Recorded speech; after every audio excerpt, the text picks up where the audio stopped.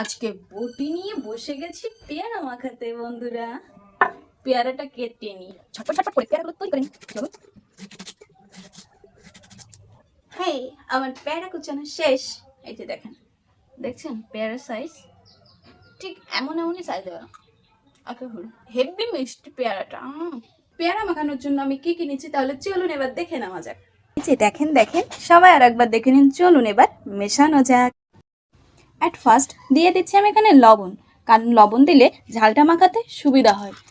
হাত জ্বলুক আর যাই করুক, ভাবছি আজ আপনাদের পেয়ারা মাখানোর ভিডিও দেখাবো তো দেখাবো। ঝাল মাখানো শেষ, এবার দিয়ে দিচ্ছি কর্মপ্রেমী দিদি তৈরি করা মশলা। এবার দিলাম খাঁটি সরিষার তেল। ওহো, কি টেস্টি না হবে, আমার তো মশলা দেখেই লোভ লেগে যাচ্ছে। সাথে দিয়ে দিচ্ছি চিনি। ওয়াও। এবার দিয়ে দিচ্ছি আরো ফ্লেভারের জন্য লেবুর পাতা। এটা আমি একটু ছিঁড়ে নিছি, আমার মনে হয় লেবুর পাতাটা ছিঁড়ে নিলে গন্ধটা আরো বেশি জমে। সবটা এবার দিয়ে দিচ্ছি আমি তৈরি করা পেয়ারাতে। ট্যাংটাডা।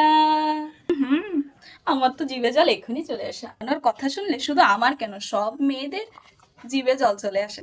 কি একটা কালার একবার দেখেন বন্ধুরা। এবার আমি টেস্ট করে দেখবো।